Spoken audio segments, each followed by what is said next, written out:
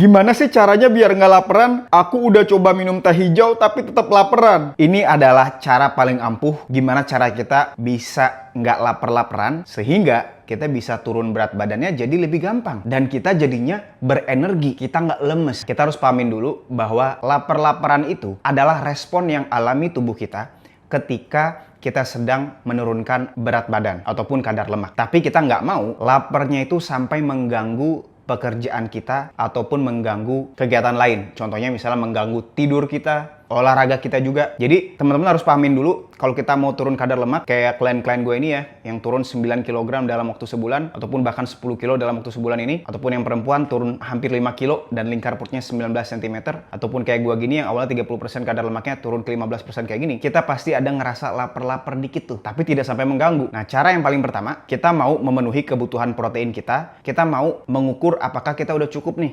protein sehari-harinya, yaitu 50-100 gram protein per sekali kita makan ya, 2-3 kali tergantung tinggi badan orang-orang. Oke, itu yang pertama, jangan sampai kurang. Nah, kalau misalnya kita udah memenuhi kebutuhan protein, kita bakalan kenyangnya lebih lama dan kita nggak lapar-laparan. Dan berdasarkan studi yang dilakukan oleh dua peneliti ini ya, Robbenheimer PhD dan Simpson PhD, kalau misalnya kita mengkonsumsi proteinnya itu jauh lebih banyak, kecenderungan tubuh kita di keadaan kalori defisit atau mengeluarkan energi lebih banyak yang menyebabkan kita agak lapar sedikit-sedikit itu ya, itu bakalan lebih sering terjadi. Yang kedua, kita harus juga perhatiin kualitas tidur dan juga durasi. Kalau misalnya tidurnya masih kurang, hormon leptin atau hormon grelin atau hormon yang mengatur kenyang dan lapar itu bakalan semakin berantakan. Kita jadi pengen makan terus karena kita kurang istirahat ya. Jadi kita mau tidurnya tuh 7-8 jam, karena kalau misalnya tidur kita cukup, kita bakalan memproduksi hormon pembakar lemak atau testosteron ya, itu lebih maksimal lagi. Nah, ketiga, ini cara yang paling terakhir, ketika kita memilih olahraga, kita nggak mau memilih olahraga yang sangat-sangat tinggi intensitasnya atau detak jantungnya itu di atas dari zona 2 pembakaran lemak dengan jangka waktu yang panjang. Kalau misalnya latihan beban, kita kan ada istirahatnya dan jangka waktunya itu nggak panjang.